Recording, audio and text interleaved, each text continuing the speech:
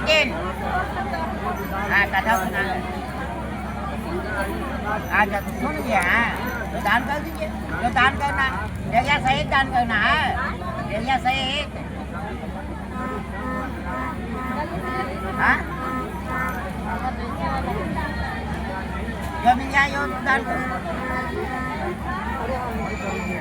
वे अपने सावित्री ने कहे कि ठीक है महाराज, जब ऐसा बात है तो मैंने तीसरे दिन हो गया है, आपने कहते हैं कि वापस लौट जाओ तो मैं कैसे लौटूं? मेरे पति को वापस कर दीजिए तो स्वयं लौट जाऊंगा। कहें कि तुमने ठीक है आज अमावस्या है, लेकिन जाओ तुमने वरदान मांगो, मैं देने के लिए तैयार हूँ। उसने कहा कि हमारा पुत्र चाहिए।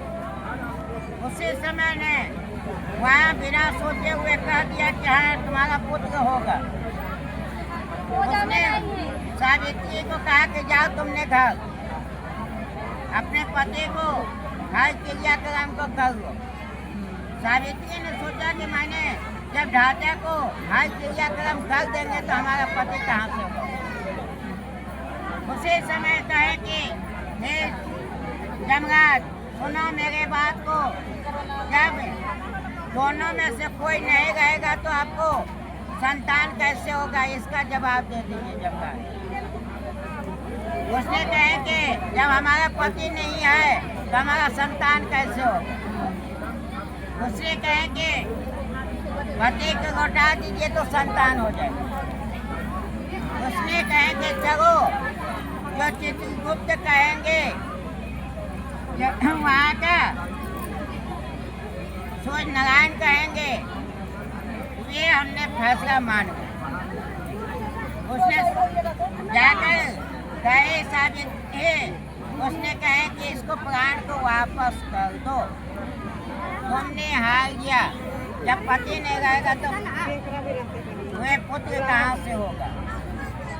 उसने प्राणों को निछावर कर देता है उसके बैठा में, और उसे कहता है कि जाकर मुख्य द्वारे मुंह से प्राण को डालना, या कान से नहीं। ये सब कान से क्या डालते भगवान डालते, हर अंगों से डालते। लेकिन जब भगवान कहे कि मुख्य द्वार से प्राण को डालने के लिए, उसे प्राणों को आकर उसे डाल देता है।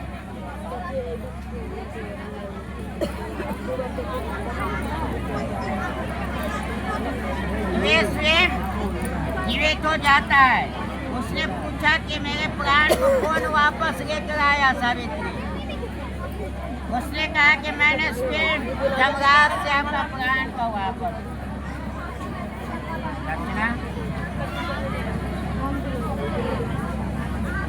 तो जब ऐसा सुनकर उसे भगवान ने कहे कि ठीक है मैं बहुत खुश हूँ, उसे तुम्हारे नाम से ही पूजा होगी। भगवान के पास जाकर शिव जी के पास कहे कि आज हमारा पति का प्राण लौट गया है, अब आपका आशीर्वाद चाहिए। भगवान ने शिव ने कहे कि बहुत सुंदर की बात है कि तुम्हारा लौट गया प्राण, और तुम्हारे नाम से ही बार सावित्री पूजन हो। जो भी अपने स्त्री ने इस विधिवत रूप से पूजन करता है शांति पूर्वक से, ये सभी फलों की प्राप्तियाँ मिलती है।